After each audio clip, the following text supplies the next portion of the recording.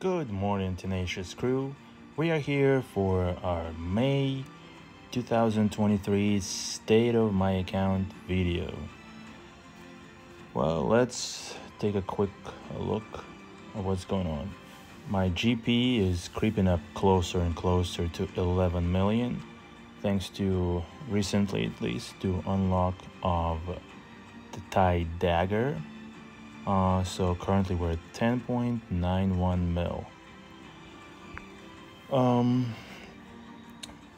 Let's take a look at what happened since. Looking at the squads, I probably need to edit the farming tab a little bit.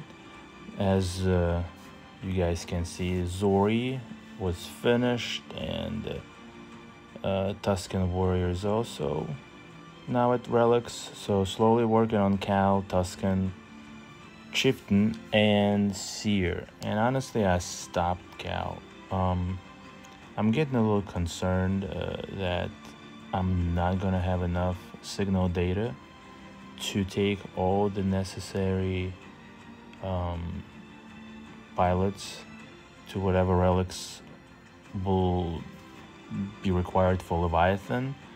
And honestly, I don't think I'll be able to unlock the Jedi Cal in this round, just because I don't have anybody at G12 yet, so tough to say. Maybe once the other ones are released, we'll know where their farms are, but it's kind of like a double-edged sword even with the farms. If they release it on Cantina, great, it's a faster farm, but I'm giving up all those signal data farming opportunities, which honestly I think at the high end is if you're not spending, that is the bottleneck right now.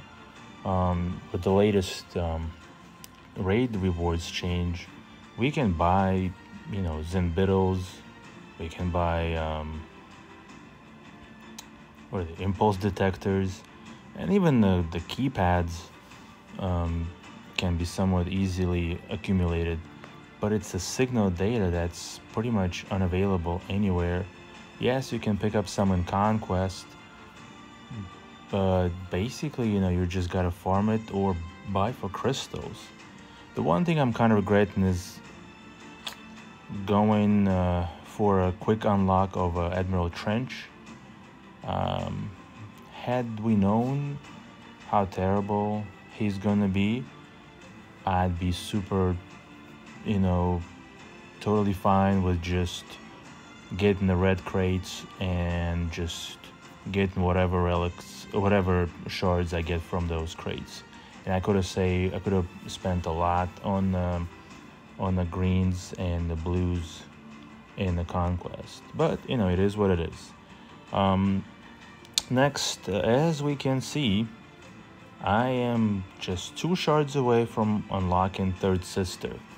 Probably will take her to R7, maybe R8, but then again, that might be, that's a little sketch, because while we don't know how far Leviathan is, but again, that could be potentially detrimental to my chances of unlocking it. I'm definitely not going to be able to get it quickly to 5-6 stars or whatever, because I just don't have enough crystals saved up. Hopefully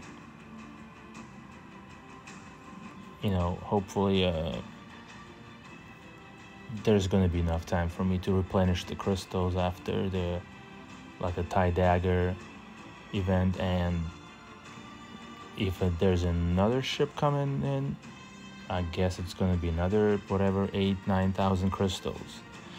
Anyway, moving on. Let's see. Yeah, those need to be probably updated a little bit. I was able to take Kira and Barris to Relic 5. I'm using Barris now with the Ray and Sorticron. Kira, I don't know. I was hoping that maybe that will let me use, stronger. I mean, actually, will let me use Datacrons with Nest. But in a couple of battles that I had so far with Nest, she's still not quite. Again, I'm using her against like somebody like Maul, so it's not an easy task to beat a team like Maul.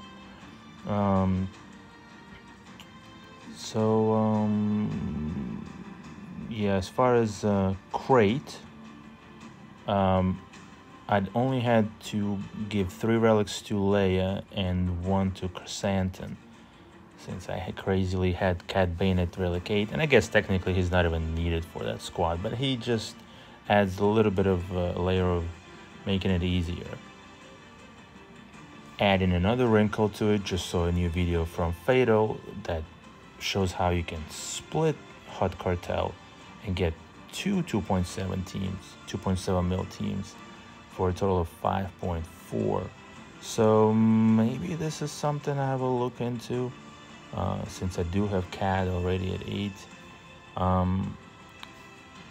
Let's see, next, as far as those UFOs, I'm not gonna be able to relic them anytime soon, and even though I have Ben's DC9 and it's only 1 relic level, I'm not sure it's that good, to be honest.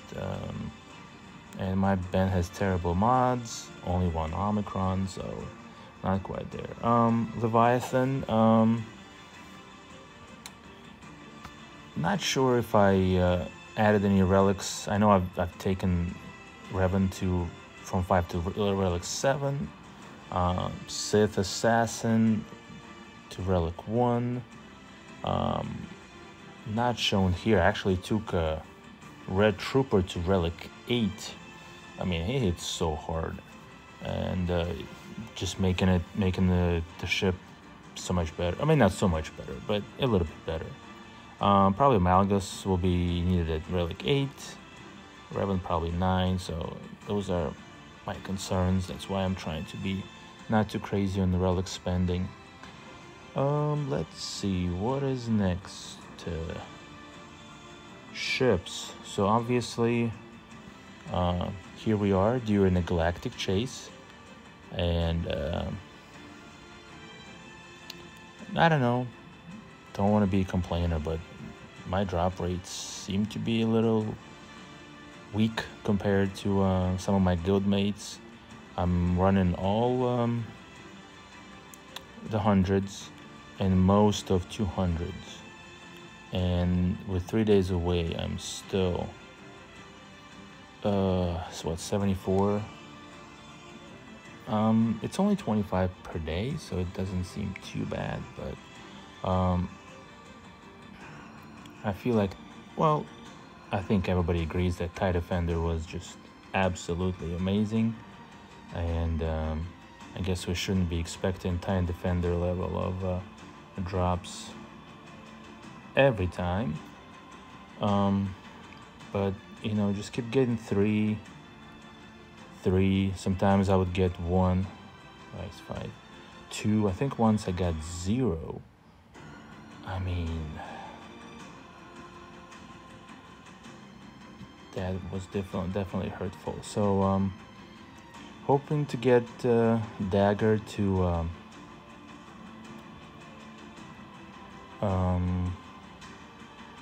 7 stars, just so that, you know, at least I'm pretty sure that that requirement would be fulfilled.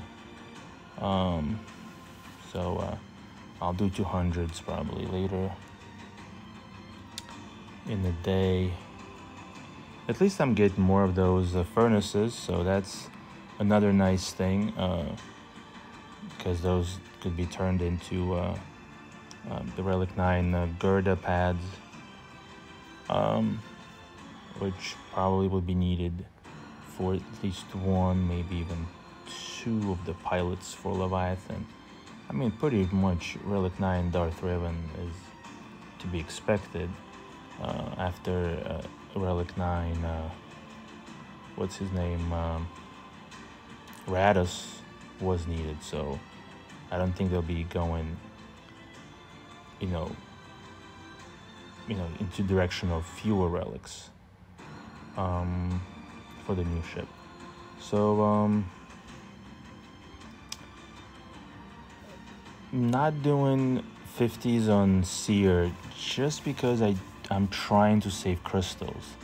I'm down to 8,000, and again, not sure if I'll need to buy any blue or even green signal data once the requirements for relics will be announced. I'm pretty sure I'll have other pieces, gear and whatever, but the Cantina relics is what I feel like becoming a bigger bottleneck. So saving some crystals.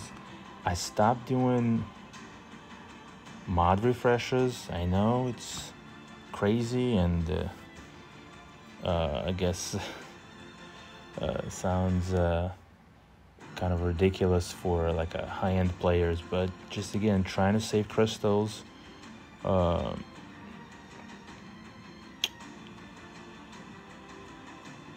For the potential signal data purchases, and also even if I do have all the stuff needed for Leviathan, I will need to buy some refreshes of the event to take it to probably at least 5 stars. Alright, so let's see what's next. Datacrons. I'm not sure if I got any better Datacrons since only 5 in the current set are at level 9. I think Mara Jade has a nice one, although probably not really super awesome secondaries, but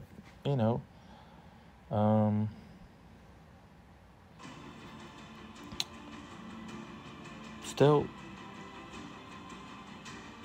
a couple of battles that I ran on offense with hers they seemed easier. Whatever, I'm not really sure. There was so much going on in the game. I sometimes don't even read I'll be honest, I don't even read all the bonuses, but her bonus that she gives seems pretty helpful.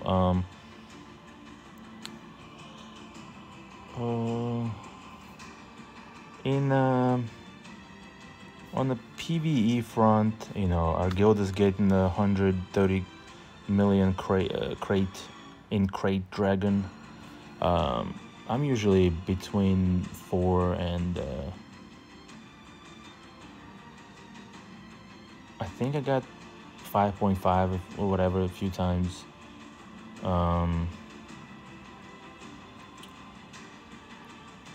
We're probably not. We usually get about 220, 230 mil, so we're still a bit short of attempting 265. Maybe once some of our spenders get their Tuscans and their mall team to relegate, and they can and maybe even split the hot cartel. So potentially we're looking at about 10 million just between those teams. So maybe then we can threaten to get the next crate as a guild. But that's where we stand in the raid.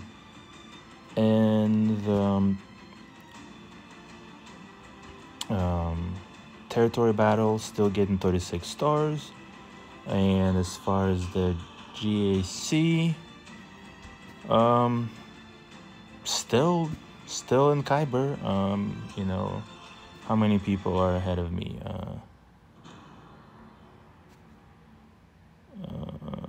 About 600. I'm 600. So maybe reports of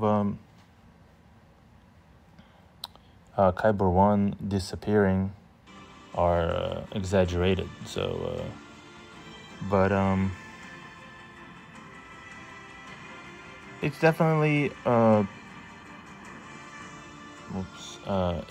more difficult to stay even in that range. A lot of strong players. I think my guild is we have a couple of players in the same kind of a similar range as myself, but I don't know. It's been a bit, I think, taxing on many players, the amount of time needed to be spent recently between the raid and the conquest. Territory battle, I guess it's a bit easier, but we are trying to be pretty diligent with Riva, and so, you know, most players are streaming, and those that stream, I think over the last 4 or 5 TBs, maybe we only have one loss. So it just helps. It just helps to have somebody, you know, maybe sometimes say, "Hey, stop! Don't use that stupid move, because that will just ruin your run." I mean, sometimes it's not even about some kind of a, you know, deep tactical approach, but just preventing some kind of a moves that somebody might make without thinking. But anyway, so in the first week I went 2-1 in the GAC. This week I'll make a video later today going against a strong player, but I did get some holds, so maybe I'll be able to pull out a win. But I mean, that player is got a pretty massive account, 12.2, so about a mil on me. Obviously got Riva, all that stuff. So as far as the goals for the next month, let's see, we gotta unlock Riva, take her to again relic 7 at least, maybe relic 8. We'll have to find good mods. I think it's offense set and health, with some health focus, because she gets a bunch of health bonuses.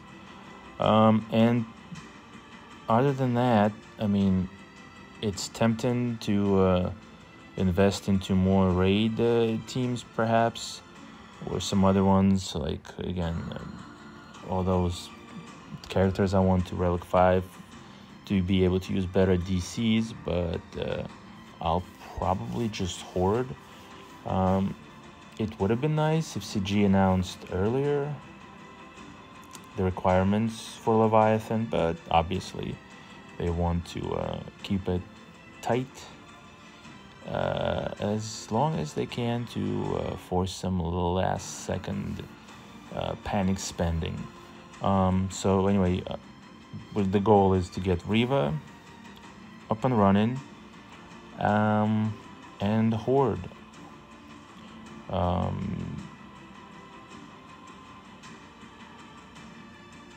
Maybe once Marin is available to farm, depending on where she can be farmed, I might be doing 50. If she's on an energy node, I might be doing some 50 crystal refreshes, just because, you know, I kind of like the Night Sisters, and I want to try to improve that squad, because with her, you know, beating tier 3 of assault battles is pretty easy. I think like Arnold and Fatal, they were able to do it on the first try. And I do actually have Marin with her Omi, so I mean, it makes sense to take her to high relics. So those are the two goals. Well, again, Marin is not even announced that she's farmable, but should be pretty soon, I think. I mean, Seer's been farmable for a couple of weeks, I guess. And let's see, only a couple weeks left of this set, which is pretty nice. I mean, Sorikron, Chewbacca, Zorikron. I mean, those are pretty strong, powerful abilities. And the set itself had tons of armor penetration, which could change, the matchups, significantly. I was able to, for instance, in the 3v3s especially, my Hux, Red Trooper, and the Omi Pilot, it hits pretty hard, but when they went against Zori with 300% armor, I mean, and I gave him some kind of armor penetration, probably one of those right here. So like, some about 100% armor penetration, but I think armor Kron will beat a similar armor penetration Kron. But again, depends on what the penetration is for the characters that are using armor penetration. So would be interesting to see what we got in the next set. One thing I'm probably gonna adjust is I'm not gonna do the 100 crystal refreshes in the Conquest. I kind of made a mistake. And again, it's different for different players, but I followed the Sanjita advice, and I think he's just a bit more DC oriented, and I farmed a lot of level 2s and level 3s, but I still don't have enough currency. Like, yeah, 5.5 is not nothing, but it's basically just taking this Datacron from 6 to 9 is going to be what, 2.75, 4.7. So boom, that just taking one Datacron, 3 final levels will take me pretty much 5 mil. So I think I'll just do 50s from now on, with focusing mainly on the currency node.